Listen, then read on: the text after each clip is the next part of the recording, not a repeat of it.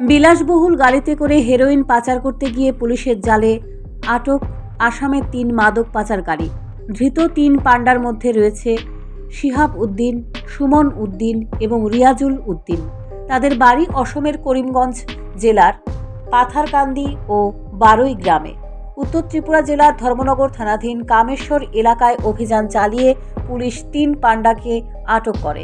এই বিষয়ে ধর্মনগর থানার সেকেন্ড ওসি মমতাজ হাসিনা জানান, তাদের কাছে গোপন খবর আসে অসম থেকে বিলাসবহুল গাড়ি করে নিষিদ্ধ হেরোইন ধর্মনগর শহরে পাচার হবে। সেই খবরের উপর ভিত্তি করে স্থানীয় থানার পুলিশ গোটা শহরের নানা প্রান্তে সাদা পোশাকে ওত পেতে বসে থাকে।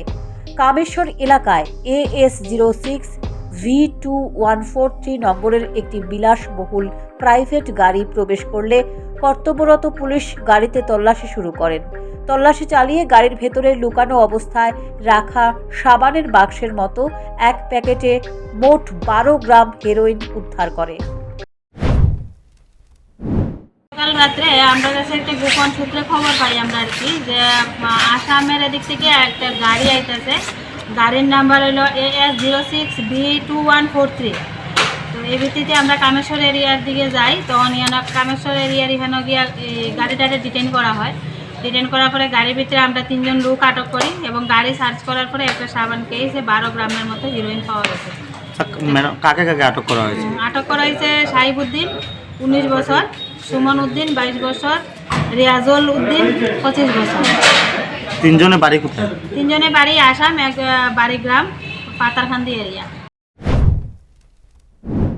ধর্মনগর থানার পুলিশ 22B, 25, 29 ধারায় মামলা নথিভুক্ত করে ঘটনা তদন্ত শুরু করেছে। এই পাচার কাণ্ডে অন্য কারা জড়িত রয়েছে তা খতিয়ে দেখছে পুলিশ।